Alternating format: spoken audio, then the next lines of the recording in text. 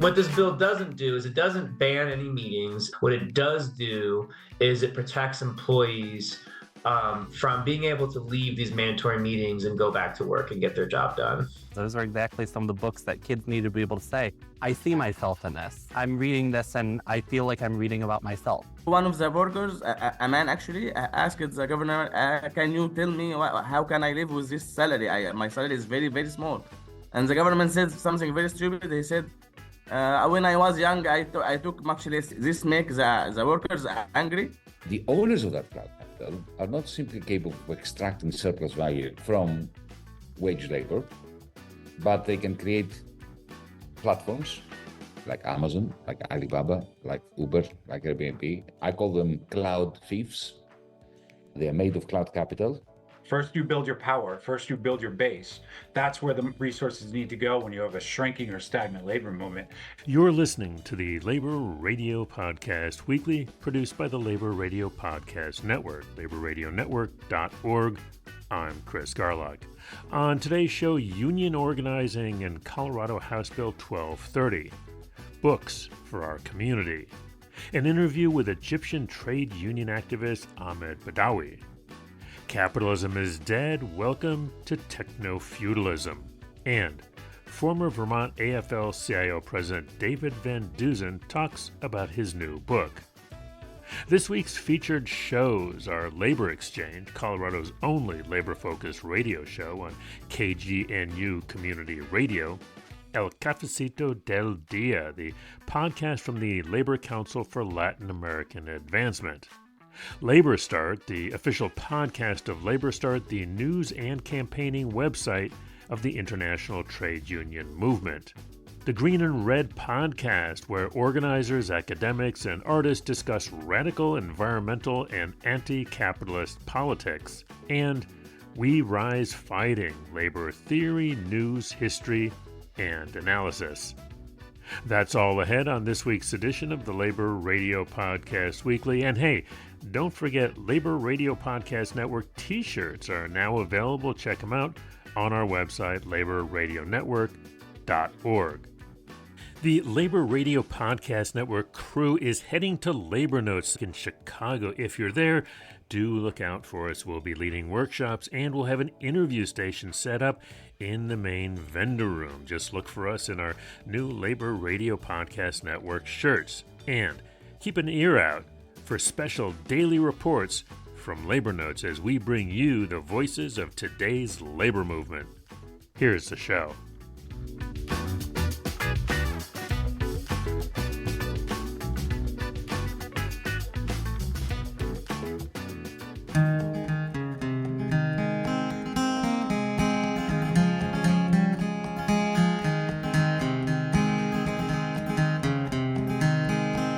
The Labor Exchange on KGNU FM 88.5 Boulder, 1390 AM Denver, and 98.7 FM Fort Collins. Find us online on KGNU's website or your favorite podcast app by searching for KGNU Labor Exchange. I'm your host, Robert Lindgren, with the Colorado AFL-CIO and Denver Newspaper Guild, Local 37074. Our guest today is Alejo Gonzalez, political coordinator and organizer with the Service Employees International Union, Local 105. We're talking today about a new bill that they're working on. So we're talking about House Bill 1260, the Worker Freedom Act. The official title is Prohibition Against Employee Discipline. We've got bill sponsors with that, Majority Leader Monica Duran, Tim Hernandez, I believe the youngest serving legislator right now, and then Jesse Danielson in the Senate. Can you explain the bill, what it does, why it's necessary, or what the background is around it? Yeah, Tim Hernandez, youngest legislator and union member.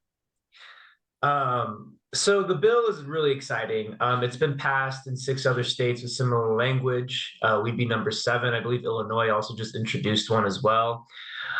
So what this bill is really aiming to do, and what I really, coming from the organizing side of things, I know it's just a huge uphill battle for workers to be able to just get a voice at their workplace by having a union. So one of the common things we saw in union campaigns, and just really even in our internal work and other campaigns in general, is these mandatory meetings. So, you want to organize a union, you hear there's a mandatory meeting all day, you work at a nursing home, you get pulled from the floor with your residents, and you got to sit in a mandatory meeting about why the union is bad, right? You should be working, you should be with the residents, you should be doing your job. But the reality is that these are mandatory meetings where you have to talk about why the union is bad, what you're, quote unquote, know both sides or get all the information. But it's really just getting filtered through a quote unquote lawyer who's the company's spending thousands of dollars on to what's called union bust, right? Break up the union.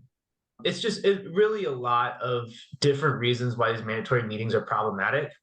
Now, what this bill does is it just allows employees to just not want to participate in that and have protection from retaliation. So any employer can still run a meeting. They can still talk about how much they hate unions or how much they love Trump or Biden or whatever.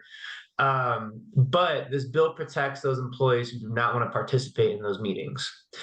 What this bill doesn't do is it doesn't allow workers to also get out of the meetings if it's important to their job duties or related to their job duties, right? So like sexual harassment and DEI, like those are things that are part of your job duties. You can't have an environment where you're sexually harassing each other, and you can't have an environment where you're discriminating against one another.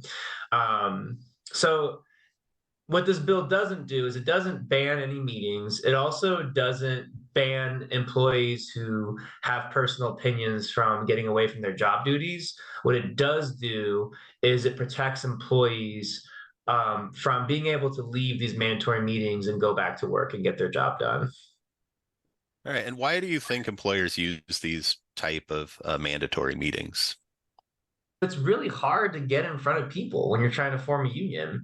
And so when the boss can just flex, hey, you need to be here at this time all day, take you away from work, close down the business a lot of times, or impose, religious beliefs on you that you may not have or you may disagree with. It makes an uncomfortable work environment. They thrive on people not trusting each other, on people questioning everything, being confused, overloading them with information, which some of it's accurate, some of it's not.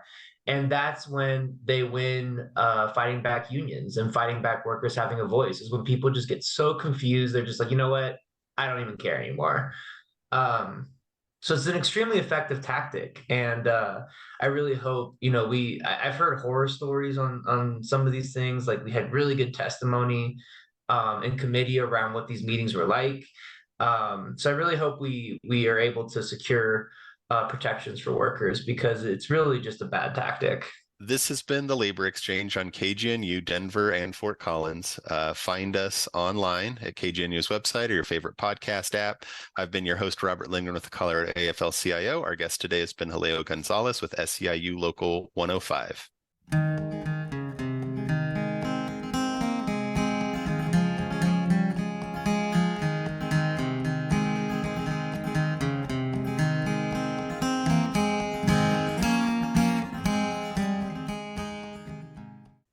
This has been the Labor Exchange.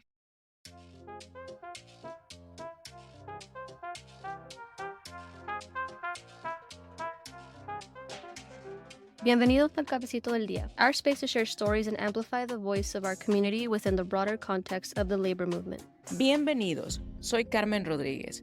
Today, we will be sharing this cafecito with the president of the Fairfax County Federation of Teachers. We will be talking about the importance of book distribution and how book banning can have an impact in our communities.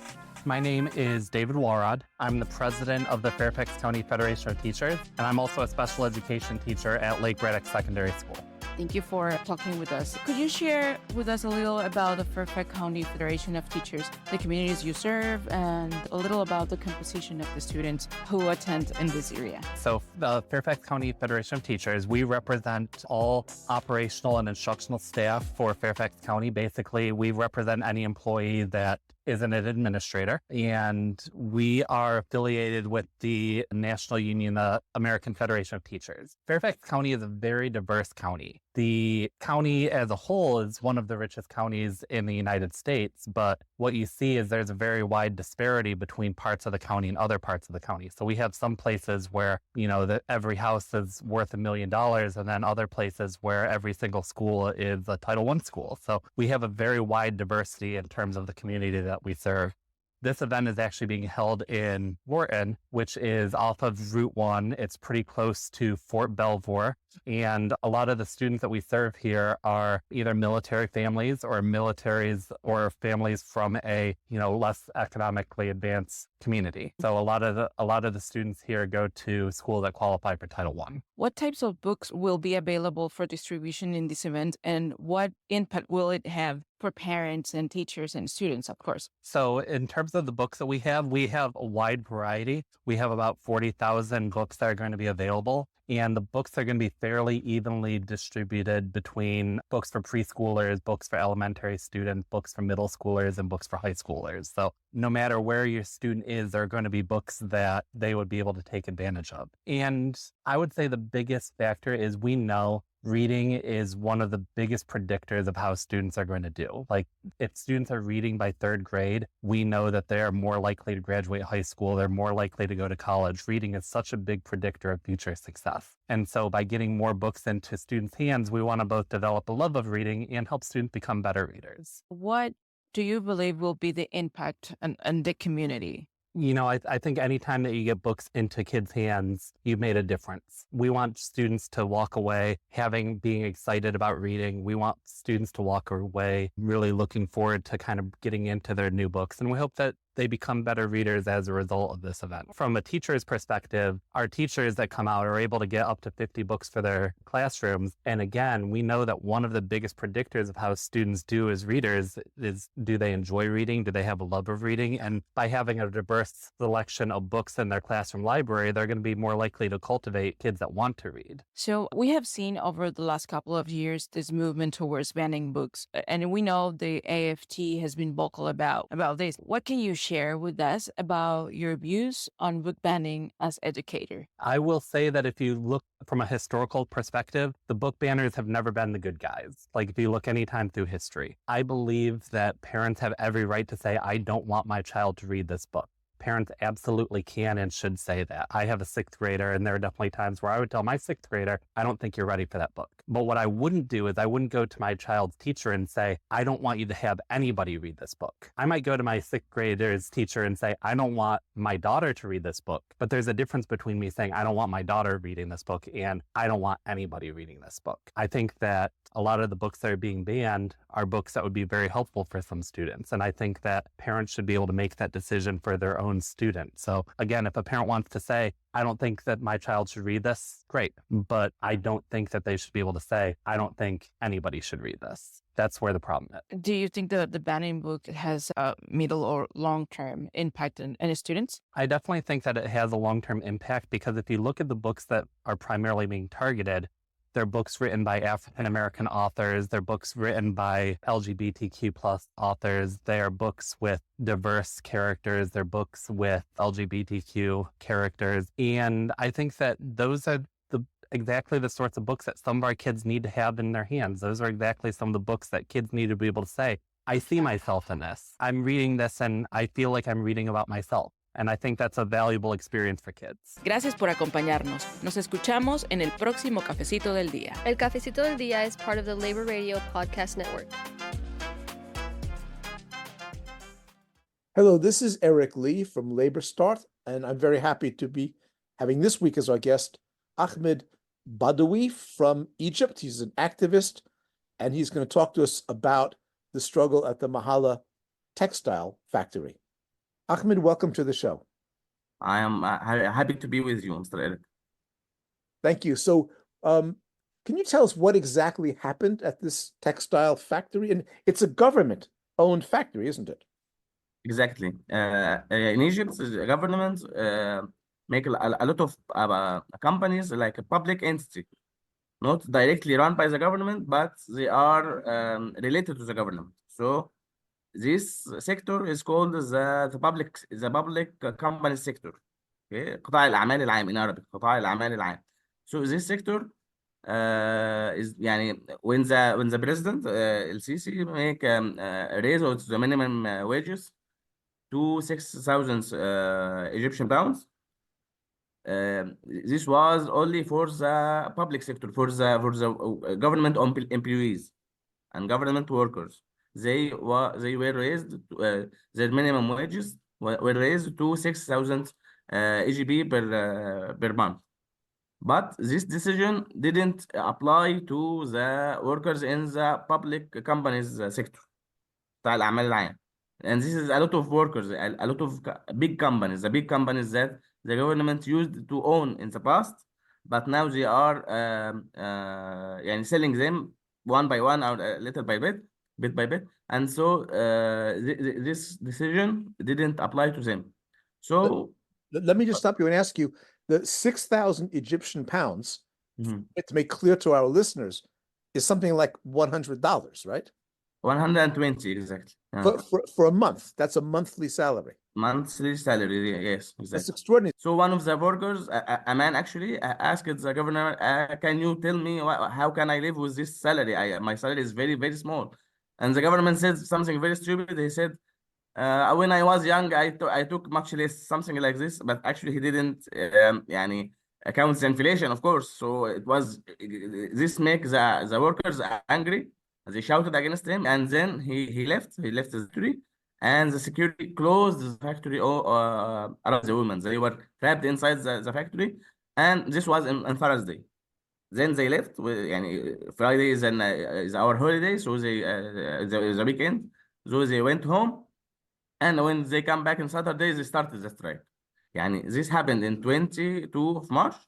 On 24th, they come back and announce they will strike and they will not work until they get the minimum wage raised, like the president's decision. They also wanted more than just the minimum wage, right? Exactly. They have a lot of demands. And eventually, even though this was begun by the women, eventually the men joined in, right? Of course, all of the factories joined. Except the factories that were the sections that were working on the exporting some goods, and they had some deals working on it, so they didn't stop to prevent the company to get sanctions or any problems with the money. But in the end, how many workers actually went on strike? More or less. Yeah, and I don't have the exact number, but it's maybe 10,000 or something like this. Oh, well, this is a very, very large strike. Yes. A very large strike. Okay, so eventually the government gave in to the demand for the 6,000 pound monthly salary, right? But they didn't agree to anything else. Is that what happened? Yes. They refused to negotiate with the workers. Yani they summoned some of the workers to attend a meeting with the management and some people presenting the president and the minister and something like this, but they refused to accept any demands from them, and they threatened them. They threatened them to go. You are going to be jailed or something like this, and they threatening a lot of workers not to join the strike. Right. And after that, يعني a lot of workers were summoned to the state security office. They were threatened and they let them free. And after 1 week, the minister of the public companies announced that he will raise the minimum wage for workers to $6,000, of course, including the tax. يعني this number including taxes and a lot of other cuts. Well, Ahmed, it's been fascinating talking to you. Thank you so much for spending time with us. Thank you, Mr. Lee. Thank you so much. Welcome to the Silky Smooth Sounds of the Green and Red podcast. I'm your co-host, Scott Parkin of Berkeley, California. And as always, I am joined by Bob Bazanko in Houston. And today we're very excited to be talking with Yanis Varoufakis, who is an economist, a political leader, the author of numerous best-selling books. He's the former finance minister of Greece. And he has a new book out, which we're going to be talking about today, which is called Technofeudalism, What Killed Capitalism. Welcome to the Green and Red podcast, Yanis. Thank you so much for having me, Scott, Bob. It's a pleasure to be in your company. Thanks. Just to kick off with the book is that you have a very provocative thesis about tech feudalism killing capitalism. And so maybe we can just start off with the question is, why is capitalism dead? What has led to this monumental transition? A new form of capital has risen up, has evolved. In the same way that some viruses produce variants. This is the language that we have inherited now from the pandemic. But just like viruses can produce variants that are extremely potent and toxic, so much so that typically they kill off the host that they rely on in order to survive themselves. This is my hypothesis. My hypothesis is that capital has been so triumphant. It has steamrolled over all opposition, from organized labor, from social democratic or democratic governments, the green movement. Capital, wherever we look, we see its triumph. But this triumph, combined with the great financial collapse of 2008, which spearheaded the printing of rivers of money by our central banks, my estimations are around $35 trillion has been printed between April 2009 and last year, only in the G7. This amount of money, which was combined with harsh austerity for the masses out there, in the United States, in Europe, in Britain, in my country, of course, we were the champions of austerity. This combination of austerity for the many brings down demand for goods and services, and huge liquidity for financiers meant that capitalists didn't invest, except those who invested in this new toxic form of capital, which are called cloud capital. Now, if my hypothesis is right, and this is my hypothesis, that cloud capital is a very novel form of capital. It's nothing like the capital we were used to. Capital so far has been a produced means of production, like a fishing rod or a tractor or an industrial robot, something you build to produce something else, a produced means of production. What lives in here, in our cell towers, on optic fiber cables, in server farms and so on, this algorithmic capital, I call it cloud capital because supposedly it's in the cloud. Of course, it's not in the cloud. It's right down on Earth, except some satellites. This cloud capital is a produced means of modifying our behavior, of behavioral modification. And the owners of that cloud capital are not simply capable of extracting surplus value from wage labor, but they can create platforms like Amazon, like Alibaba, like Uber, like Airbnb. I call them cloud thieves. They are made of cloud capital.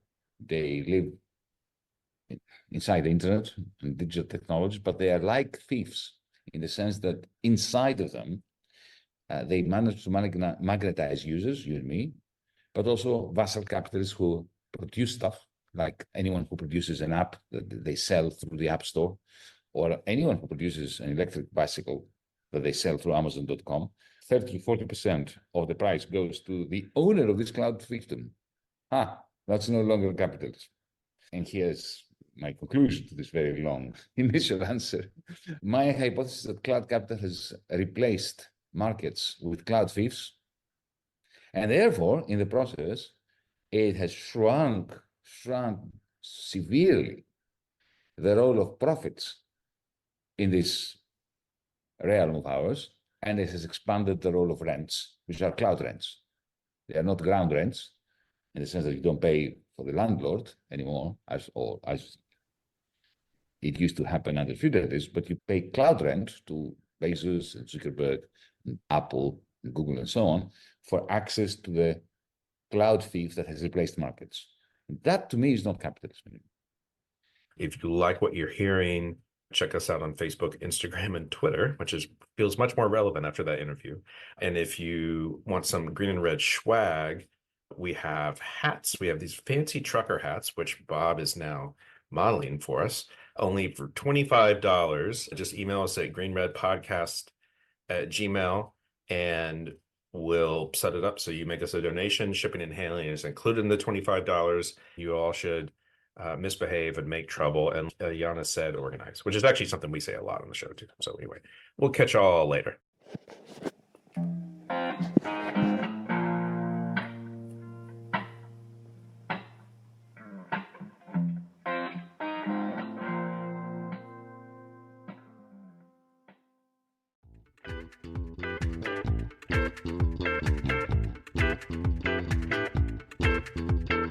All right, welcome back to another edition of We Rise Fighting Labor podcast. We bring you today's labor news, history, and analysis from the U.S. and around the world. This is a podcast you listen to with your fellow workers organizing on the shop floor. This is a podcast you listen to before walking into your union meeting. As always, I'm Rico Rutia, here with my co-host, Brian Pfeiffer. Tonight we have a special edition of We Rise Fighting. We are once again interviewing David van Deusen, now the former president of the Vermont AFL-CIO.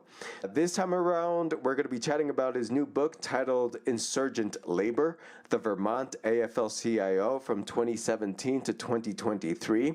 The book is available on pmpress.org. You know, one of the things that caught my attention was you had a section in your book talking about changing to win. And for me, change to win, that whole debate, that whole time period in labor history, I consider it now part of labor history, was very educational for me. There was a huge debate in the labor movement as to whether or not unions should create a new federation, and call it Change to Win. I was wondering, you know, what you took away from that debate, what that time period meant for you, what lessons you got from Change to Win, that whole little time period that took place. Sure. Well, look, first I'd say that in Vermont, we're very fortunate that part of our state labor council, through something called solidarity charters, are all of the SEIU locals, organizations here in Vermont are affiliated with us, and they have backed us at our conventions, backed us meaning united in our elections. And SEIU continues to do very good organizing.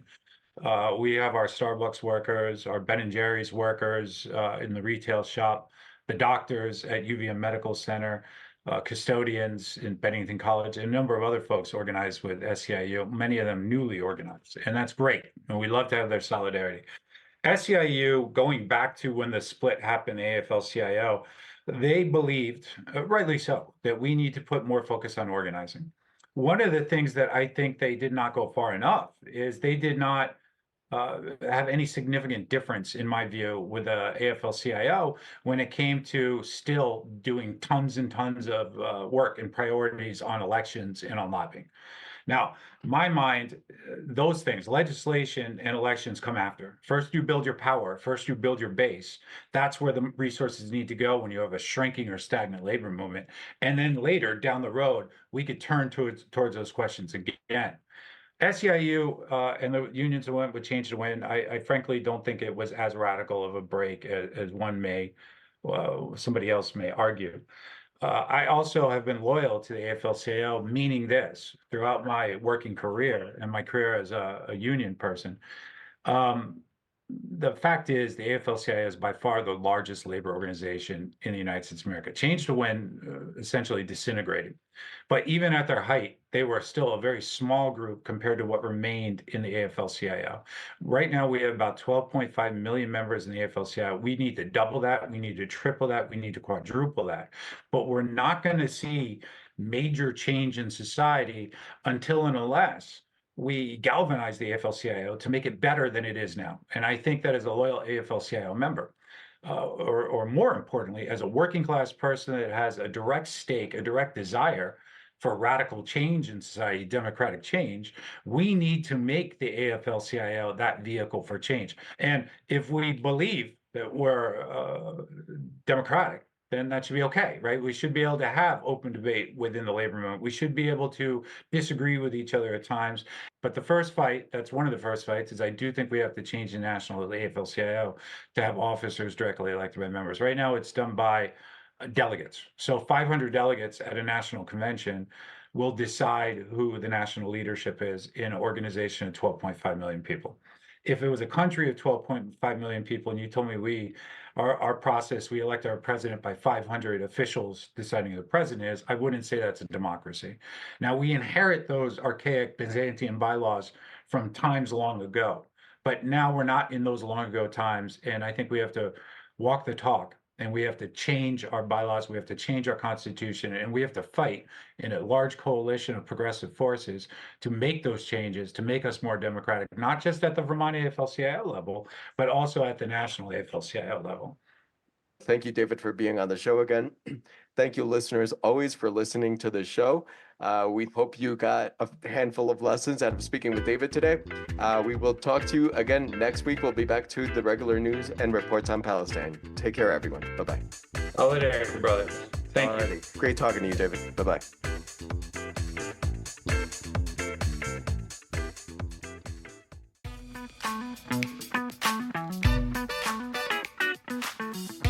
All right, folks, that is going to do it for this week's edition of the Labor Radio Podcast Weekly. As usual, it's just a small sample of the amazing programs aired over the last week or so on more than 200 labor radio and podcast shows, all part of the Labor Radio Podcast Network. These are shows that focus on working people's issues and concerns.